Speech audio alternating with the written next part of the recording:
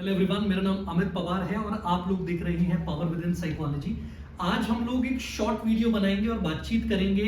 Basically masters in psychology के entrance exam के बारे में। अब पिछले कुछ दिनों से क्या हो रहा था कि क्योंकि रिसेंटली अभी कॉमन यूनिवर्सिटी एंट्रेंस टेस्ट का रिजल्ट आया है, दिल्ली यूनिवर्सिटी एंट्रेंस टेस्ट का रिजल्ट आया है, तो काफी सारे बच्चे इस बात को लेकर कंफ्यूज्ड हैं कि किस कॉलेज में या किस यूनिवर्सिटी को ऑप्ट करना चाहिए। तो सबसे पहले तो मैं ढेर सारा कॉन्ग्रेचुलेशंस एक्सटेंड करना चाहता हूँ हमारे एस्पिरेंट्स के लिए, जिसमें से इग्नूर कौर ने जो है वो Delhi University entrance exam top किया है विद ऑल इंडिया रैंक 1, और उसके बाद में गुरशील कौर जिन्होंने ऑल इंडिया रैंक 3 सिक्योर करी है और दिल्ली यूनिवर्सिटी एंट्रेंस एग्जाम को क्रैक किया है। साथ ही साथ में काफ़ी सारे बच्चे हैं जिन्होंने हम लोगों की बुक्स यूज करी थी, रिसोर्सेज यूज करी थी, कोचिंग और गाइडेंस यूज किए थे, और जो हमें धीरे धीरे बता रही हैं कि उनका Common University Entrance Test crack हुआ है और साथ ही साथ में Delhi University Entrance Test crack हुआ है। तो सभी बच्चों के साथ में हम लोगों ने आज सुबह बातचीत करी और हम लोगों ने उनको बेहतर तरीके से बताया कि बनारस हिंदू यूनिवर्सिटी और दिल्ली यूनिवर्सिटी के बीच में क्या बेहतर चॉइस रहेगी उन बच्चों के लिए, खासकर जिन्होंने CUET DUET दोनों क्रैक करे हैं। तो उन्हीं का एक कॉमन सवाल से आज की वीडियो जो है उसका सोर्स आता है कि वो लोग जो अपने बैचलर्स में हैं और मास्टर्स की तैयारी करना चाहते हैं to become psychologist in India, तो उसके लिए क्या क्या ऑप्शंस हैं मास्टर्स इन साइकोलॉजी परस्यू करने के लिए। तो ऐसे में मास्टर्स इन साइकोलॉजी परस्यू करने के देखे जाए तो बेसिकली दो ही तरीके हैं। एक तरीका तो हो गया आपका एंट्रेंस एग्जाम का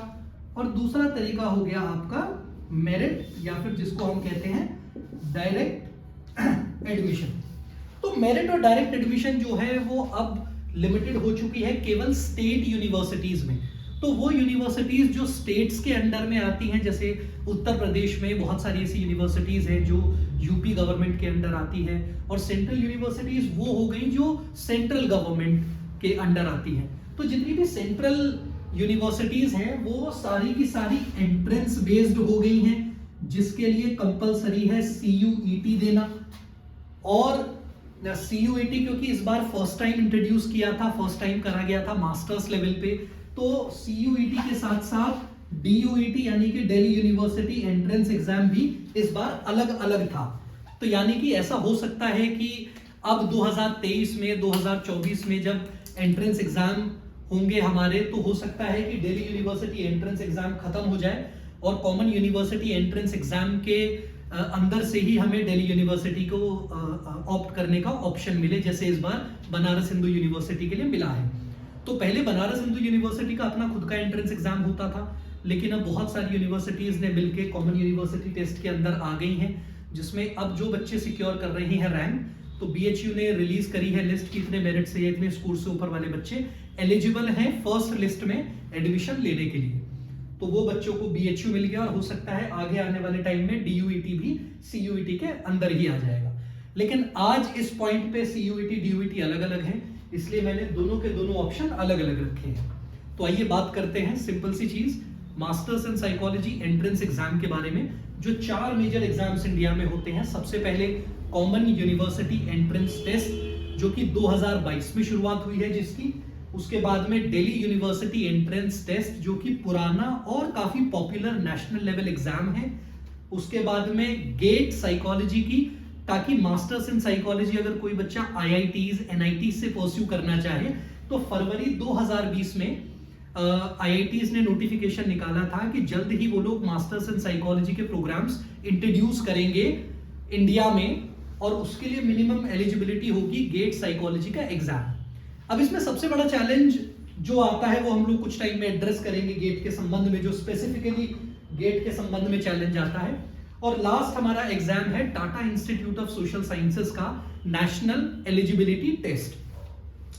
अब अगर इन 4 टेस्ट की देखें तो Tata institute of social sciences Mumbai campus, Chennai campus और इनके जो बाकी कैंपसेस हैं, उनमें आपको अगर एडमिशन लेना है तो उसके लिए आपको टिसनेट देना पड़ेगा, जो कि कंप्लीटली नॉन साइकोलॉजी एग्जाम है, जो 2 तरीके से घटता है। पहला होता है टिसनेट, जो बच्चे टिसनेट क्लियर कर लेते हैं उनको फिर देना पड़ता है टिसपैट।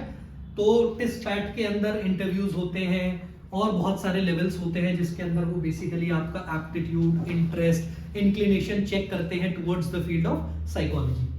अब गेट की अगर हम बात कर रहे हैं, अगर आप मास्टर्स परस्यू करना चाहते हैं केवल आईआईटीज, एनआईटीज यानी कि top popular engineering institutes in India से,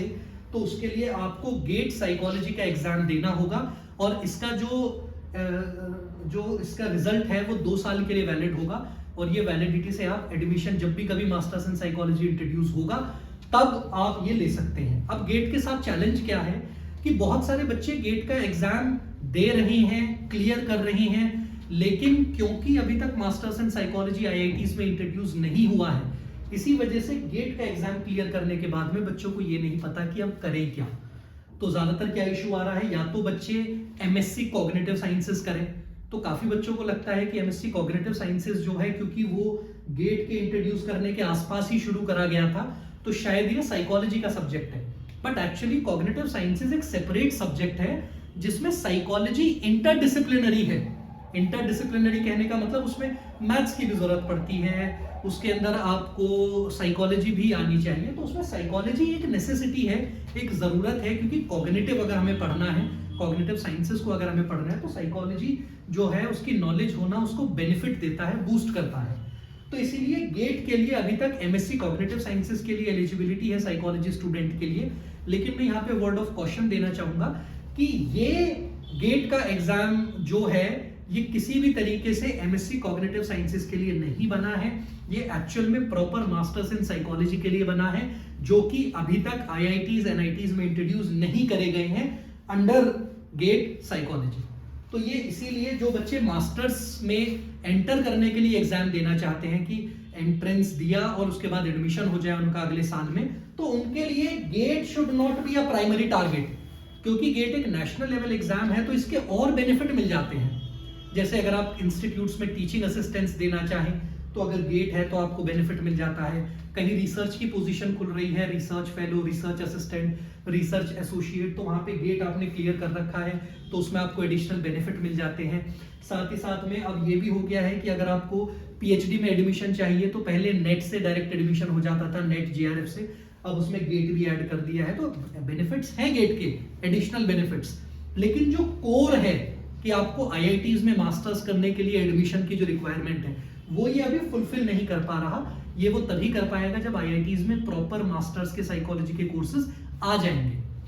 उसके बाद में आता है दिल्ली यूनिवर्सिटी एंट्रेंस टेस्ट, जो कि दिल्ली यूनिवर्सिटी में अगर आप अपना मास्टर्स परस्यू करना चाहते हैं साइकोलॉजी और अप्लाइड साइकोलॉजी में, उसके लिए आपको डीयूईटी देना पड़ेगा। मेरे हिसाब से 2023 में या 2024 तक डीयूईटी सीयूईटी के अंडर आ जाएगा, और उसके बाद आता है सबसे ऊपर हमारा कॉमन यूनिवर्सिटी एंट्रेंस टेस्ट, जो कि एक एक्सपेरिमेंटल और मुझे लगता है बहुत ही सक्सेसफुल होने वाला मॉडल है, जिसमें बच्चे को अलग अलग सेंट्रल यूनिवर्सिटीज के एग्जाम देने की जरूरत नहीं है, सिर्फ एक कॉमन एग्जाम देना होगा और उसकी जो मेरिट बनेगी वो फिर उसके स्कोर के बेसिस पे बनेगी। मान लीजिए किसी का 80% स्कोर है, तो अगर कोई यूनिवर्सिटी कहती है कि जिसका भी स्कोर 80% से ऊपर है या इस मेरिट लिस्ट में फॉल करता है, वो लोग जो हैं वो सीयूईटी का एग्जाम दे सकते हैं। तो ये इसीलिए मुझे लगा जरूरी कि ये 4 एग्जाम्स के बारे में आप लोगों को बताया जाए, और मैं ये इन्फॉर्मेशन देना चाहता हूँ कि ये सारी की सारी जो है जितने इंस्टीट्यूट्स का मैंने नाम लिया केवल उन्हीं के लिए है। काफी सारी जो स्टेट यूनिवर्सिटीज है वो अभी भी मेरिट या डायरेक्ट एडमिशन के प्रोसेस पे चलती है, यानी कि आपने कितना स्कोर किया है अपने बैचलर्स में, उसके बेसिस पे आपका एडमिशन होता है मास्टर्स में, जिसमें कुछ क्राइटेरियाज भी होते हैं कि गैप ईयर ज्यादा नहीं होने चाहिए। काफी यूनिवर्सिटीज ऐसी हैं जो 2 साल से ऊपर गैप ईयर के बच्चों को नहीं लेती, यानी कि अगर 2018 में आपने अपना बैचलर्स कंप्लीट करा है, मेरिट वालों की मैं बात कर रहा हूँ, और अगर 2022 या 23 में आप एडमिशन लेना चाहोगे तो वहाँ पे यूनिवर्सिटीज़ काफ़ी अड़चने अड़ाती हैं या बताती हैं कि आप एलिजिबल नहीं हो, बिकॉज यू हैव जो है वो गैप ईयर जो है वो रिक्वायरमेंट से ज़्यादा है। तो ये कुछ चीज़ें हैं जो आपको चेक करनी पड़ेगी, otherwise merit is also a good option. लेकिन ज़्यादातर लोग जो हैं वो इस जितनी पॉपुलर यूनिवर्सिटीज़ में जाना चाहते हैं वो ज़्यादातर इन 4 एग्जाम्स के अंडर आ जाएगी। और अगर गेट को क्योंकि अभी किसी एडमिशन को टारगेट नहीं कर रही है तो इसलिए सीयूईटी, डीयूईटी और टेस्टनेट 3 पॉपुलर मेजर एग्जाम्स बचेंगे, और हम लोग अगले वीडियो के अंदर डिटेल में बातचीत करेंगे सीयूईटी के बारे में, डीयूईटी के बारे में, गेट के बारे में, टेस्टनेट के बारे में। So thank you so much ये वाली वीडियो पूरी देखने के लिए, और जल्द ही हम लोग आपसे मिलेंगे और मैं आप लोगों को इवेंट टूर दूंगा हमारा पावर विद इन के ऑफलाइन सेंटर का मेरठ में, जहाँ पे हमने रिसेंटली कोचिंग क्लासेस के लिए, ट्रेनिंग के लिए और साइकोलॉजिकल काउंसलिंग के लिए हम लोगों ने एक सेंटर अपना रेडी किया है. And so thank you so much everyone, and once again many congratulations to all the aspirants who recently cleared their Delhi University entrance test and Common University entrance test. Thank you so much.